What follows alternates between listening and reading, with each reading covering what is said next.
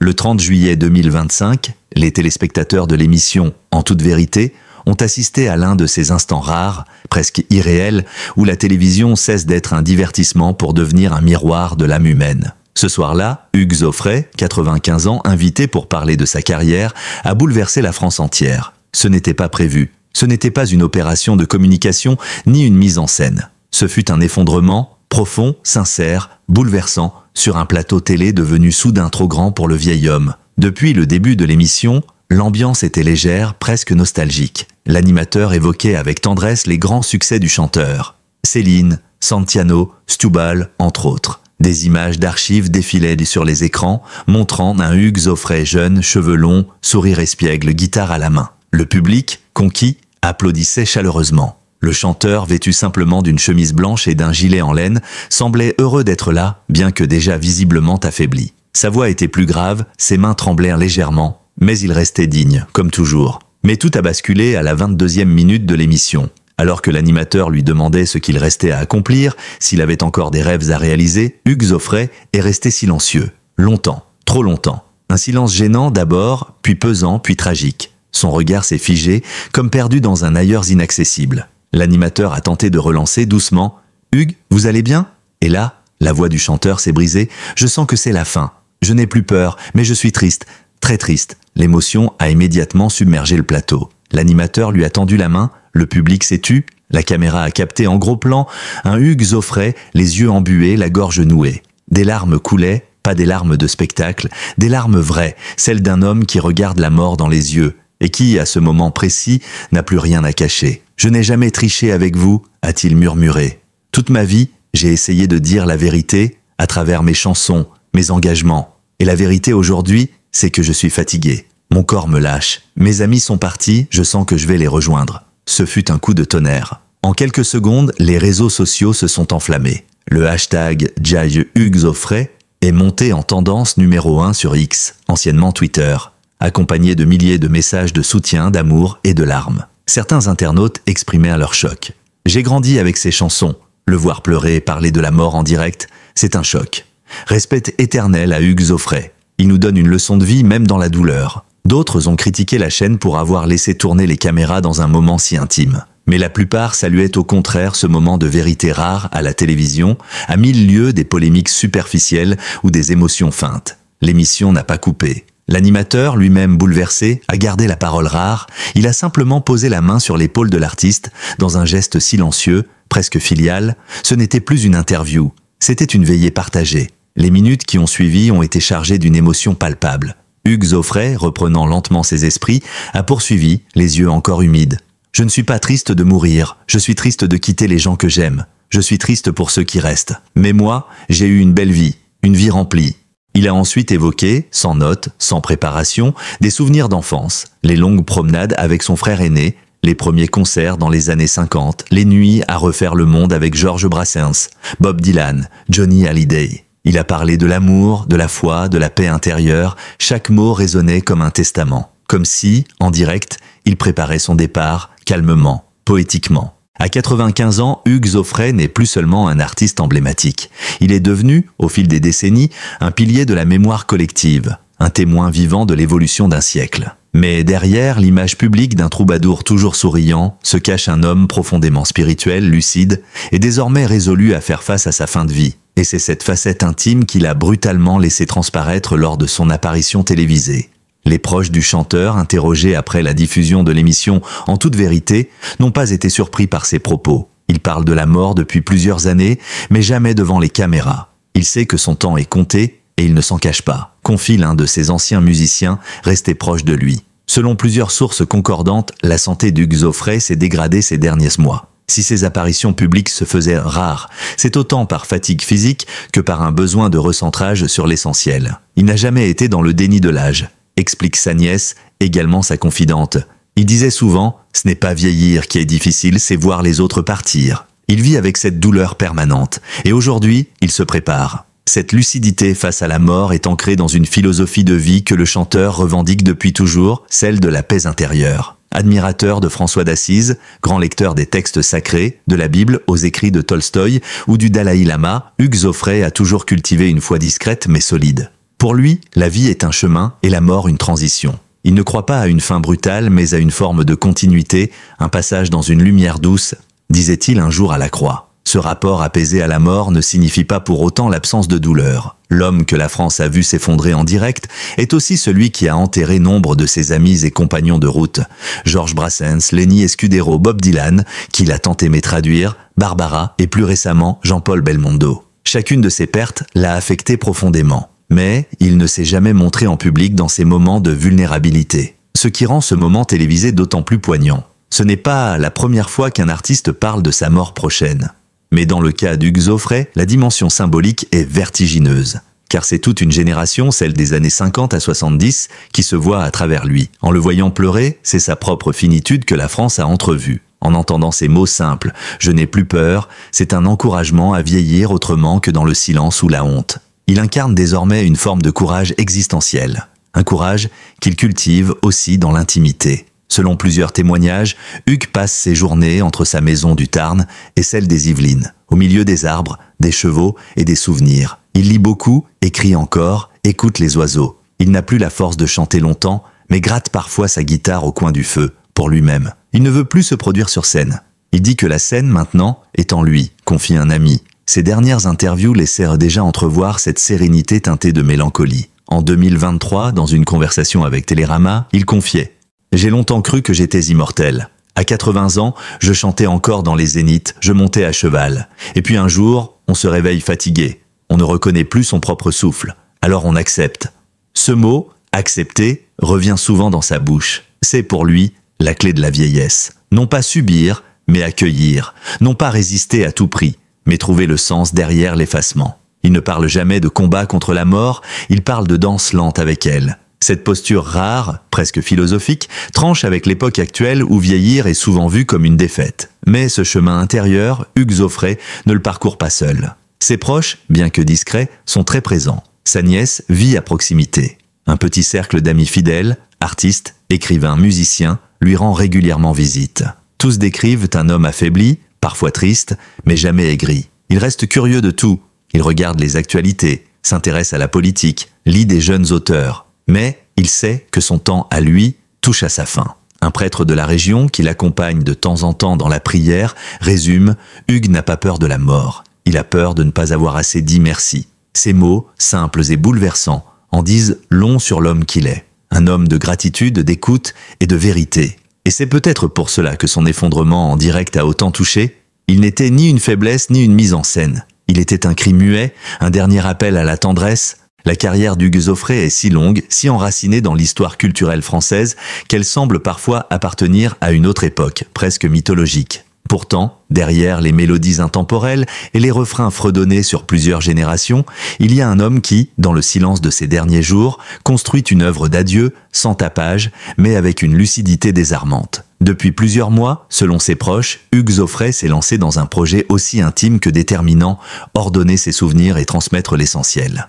Dans sa maison du Tarn, entre les collines et les arbres centenaires, il passe ses journées à relire ses carnets, trier ses manuscrits, réécouter de vieilles cassettes. Son objectif est clair, laisser derrière lui un message, une trace authentique, non pour la postérité mondaine, mais pour ceux qui l'ont aimé, suivi, écouté. Son producteur historique, Alain M., l'a confirmé, Hugues n'a jamais été motivé par les ventes ou les honneurs. Ce qu'il veut aujourd'hui, c'est dire adieu à sa façon. Avec poésie, avec pudeur. Un dernier album, déjà en phase de finalisation, devrait voir le jour dans les mois à venir. Il s'intitulera « Le silence et l'espérance ». Enregistré depuis chez lui, avec un petit micro, sa guitare et parfois le chant des oiseaux en arrière-plan, ce disque posthume s'annonce comme un testament musical bouleversant. Les titres sont évocateurs, « Je pars sans peur »,« Les adieux de l'aube »,« Encore une prière » ou encore « La barque sans rameur ». Chaque chanson est une méditation, presque un poème mis en musique sur le temps, la perte, le passage et la lumière qui restent malgré tout. Ce n'est pas un disque triste, précise son ingénieur du son, c'est un disque apaisé. Il parle de la mort mais surtout de la vie, de tout ce qu'il a reçu, de tout ce qu'il veut rendre. Mais ce n'est pas tout. En parallèle, Hugues Aufray a confié à un écrivain de confiance la tâche d'organiser ses mémoires, qu'il ne souhaite pas publier de son vivant. Le manuscrit, actuellement titré « Je n'ai pas triché », reprend des dizaines d'anecdotes personnelles, des réflexions philosophiques, des lettres jamais envoyées et des poèmes inédits. Il y revient sur ses débuts difficiles dans le Paris des années 50, ses premières tournées à l'étranger, ses amitiés avec Salvador Dali, Johnny Hallyday, mais aussi sur ses blessures intimes, souvent tues. Ce projet autobiographique, loin des habituelles biographies people, sera posthume par choix comme l'a confié son entourage. Hugues ne veut pas qu'on parle de lui comme d'un héros ou d'une victime. Il veut qu'on lise ce livre quand il ne sera plus là, pour qu'on entende sa voix sans artifice. Autre élément marquant de cette préparation intime à la fin, ses instructions funéraires. Dans une lettre manuscrite remise à son notaire, Hugues Aufray exprime le souhait d'une cérémonie discrète, intime, sans caméra ni discours officiels. Il souhaite être enterré dans un petit cimetière près de Sorèze, aux côtés de ses parents. Pas de marseillaise, pas de tambour, un peu de guitare, une prière, quelques fleurs des champs.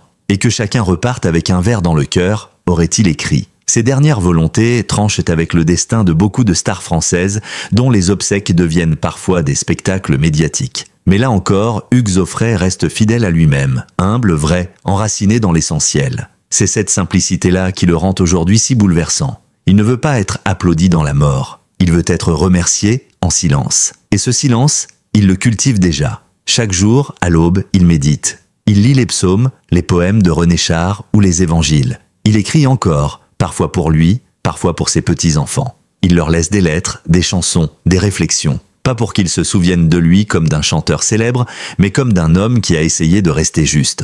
Un de ses proches résume « Ce qu'Hugues construit aujourd'hui, ce n'est pas une fin, c'est un passage. Il bâtit un pont invisible vers ceux qui viendront après lui.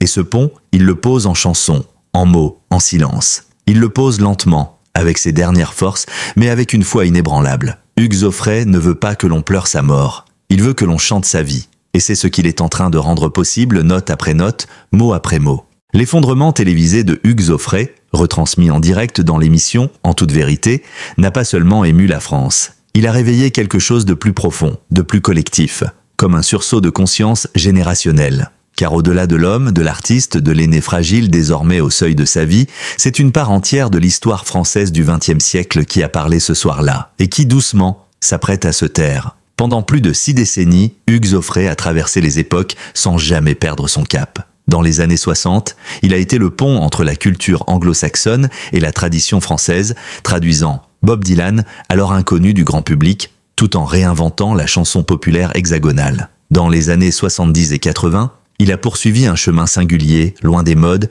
privilégiant des textes profonds, des sonorités folk, des messages humanistes. Il a chanté la mer, les forêts, la liberté, mais aussi l'injustice, la guerre et la tendresse. Toujours sans haine, sans cynisme, avec une foi inébranlable dans l'homme et dans l'amour. Aujourd'hui, alors que sa voix tremble et que ses larmes coulent à l'écran, les générations qui l'ont connu, enfants, adolescents, adultes, se sentent orphelines. Sur les réseaux sociaux, les témoignages affluent. Des hommes et des femmes de 40, 50, de 60 ans, souvent accompagnés de leurs propres enfants, disent avoir été bouleversés comme rarement. « J'ai l'impression que c'est mon père qui pleurait », écrit une internaute. En l'écoutant, c'est toute ma jeunesse qui m'a sauté au visage, confie un autre. Des enseignants partageant même des vidéos de classe primaire où les élèves redécouvrent Santiano ou Céline, les chantant avec émotion, comme un hommage inconscient à un géant de la chanson. Mais l'hommage ne vient pas que du public. De nombreux artistes, eux, se sont exprimés dans les heures qui ont suivi l'émission. Grand Corps Malade a posté un message poignant. « Hugues, tu es l'authenticité, la simplicité, la grâce. Merci pour les mots, pour la lumière, pour le silence aussi. » Francis Cabrel, pourtant discret, a tenu à s'exprimer. « J'ai tout appris en t'écoutant. Tu es une boussole. » Même des artistes plus jeunes, comme Vianney ou Pomme, ont partagé des extraits de ses chansons, exprimant leur gratitude et leur émotion. Pour eux, Aufray est bien plus qu'une référence. Il est un socle. Ce phénomène d'unanimité rare interroge. À l'heure où la célébrité est souvent éphémère, où les artistes disparaissent aussi vite qu'ils apparaissent, comment expliquer que Hugues Aufray, sans tube radio récent, sans présence constante dans les médias, touche encore autant de cœurs? La réponse se trouve peut-être dans son absence de calcul, dans son cohérence absolue. Il n'a jamais cherché à plaire, il a toujours cherché à dire. Et dans cette époque saturée de bruit, cette sincérité est devenue précieuse, presque sacrée. Il est aussi, aux yeux de beaucoup, le dernier survivant d'une époque bénie, celle des poètes engagés, des chanteurs-conteurs, des hommes qui osaient prendre position sans crier, sans insulter. Une époque où la chanson n'était pas qu'un produit, mais un engagement. Hugues Aufray a chanté pour les enfants, pour les peuples opprimés, pour les anciens combattants, pour la terre. Son militantisme était discret mais réel. Il a soutenu la paix, la non-violence, le respect des peuples autochtones. Il fut l'un des premiers artistes français à alerter sur les conditions des Indiens d'Amérique.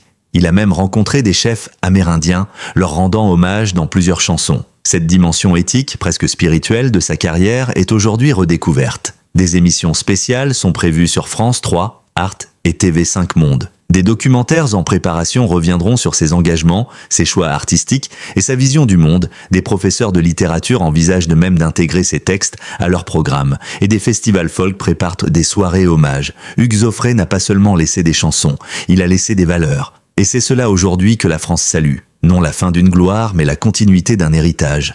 Un héritage chanté, transmis, vécu, dans les maisons, dans les écoles, dans les cœurs. Hugues Aufray ne part pas vraiment. Il se transforme en murmure collectif. Comme le disait un de ses anciens musiciens, on ne peut pas enterrer une voix qui vit dans les souvenirs. Hugues, c'est une voix qu'on entendra toujours, même dans le silence. Depuis cette fameuse émission qui a bouleversé la France, Hugues Aufray s'est retiré du tumulte médiatique. Plus aucune apparition publique, aucun communiqué, aucun mot officiel, juste un silence. Mais un silence habité, un silence qui parle encore plus fort que tous les discours. Dans sa maison du Tarn, au cœur de la nature qu'il a tant chantée, le vieil homme se prépare, non pas à mourir, mais à disparaître doucement, à son rythme, à sa manière. Le monde continue de tourner, la musique évolue, les tendances changent, et lui, en retrait, laisse passer les jours comme on tourne les pages d'un livre qu'on ne veut pas refermer trop vite.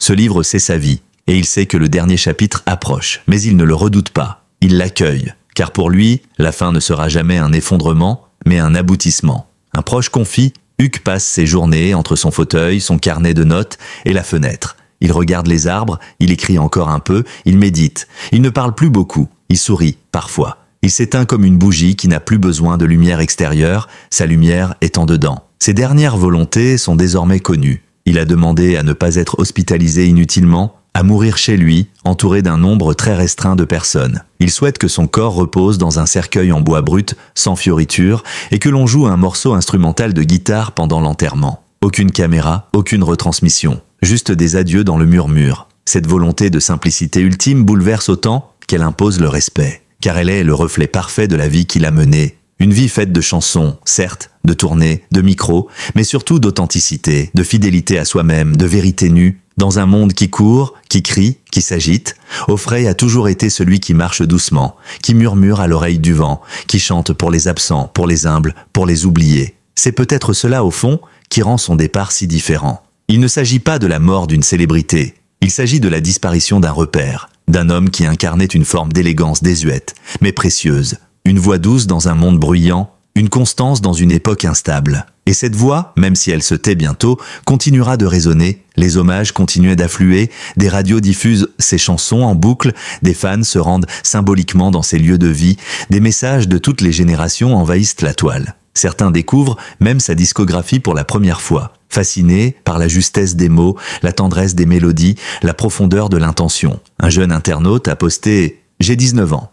Je ne connaissais presque pas Hugues Aufray, mais j'ai écouté Stu Ball hier et j'ai pleuré. C'est simple, c'est pur, c'est beau, et c'est ça que je veux garder de lui. C'est sans doute le plus bel hommage, car Hugues Aufray n'a jamais cherché à être à la mode, il a cherché à être utile, à faire du bien, à toucher, à penser les cœurs. Et aujourd'hui, alors que sa voix se fait plus lointaine, il réussit encore à le faire, par la grâce d'un texte, d'une mélodie, d'une vérité. Il n'est pas seul. Autour de lui, ses proches veillent. Il ne parle pas à la presse, il respecte son souhait de tranquillité. Il le laisse de vivre ses derniers instants dans la paix, dans l'écoute, dans l'amour. Parfois, ils l'entendent murmurer quelques vers, comme s'il dialoguait avec l'invisible. Il parle peu, mais il continue d'écrire, d'une main tremblante, des lignes qu'il cache ensuite dans une boîte en bois près de son lit. Pour plus tard, aurait-il dit un soir, peut-être pour qu'on ne l'oublie pas, peut-être simplement pour apaiser l'attente, et nous, spectateurs impuissants, n'avons plus qu'à écouter. Écouter le silence, écouter les souvenirs, écouter ce qu'il nous a laissé. Car Hugues Aufray, même lorsqu'il ne parle plus, dit encore, il nous dit de ne pas avoir peur. Il nous dit d'aimer, de transmettre, de rester fidèle à ce que nous sommes. Il nous dit qu'il est possible de vieillir avec noblesse, de mourir sans amertume, de partir sans bruit, mais avec grandeur. Alors, quand viendra le moment, il ne faudra pas pleurer seulement. Il faudra écouter, il faudra chanter, il faudra peut-être prendre une guitare et murmurer à voix basse, c'est un fameux 3 mâts, et sentir que, quelque part, Hugues Aufray navigue encore.